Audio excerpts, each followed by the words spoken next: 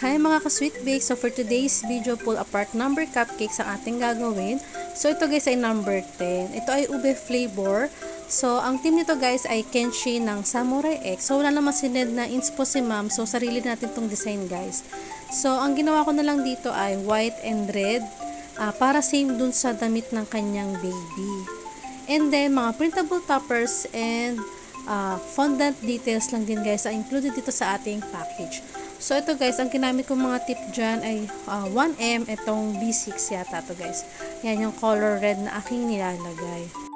Bali, repeat order na rin to si ma'am. So, nakailang months na rin si ma'am na nagpapagawa sa atin. Yan.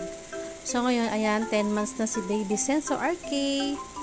And sorry guys, hindi ko kasi na-videohan nung time na pinatong ko na yung mga details dito sa ating cake. So, ito na yung final look na ating pull apart cupcakes guys. So, I hope nagustuhan nyo yung ating design for today. So, thank you so much guys for watching. Bye!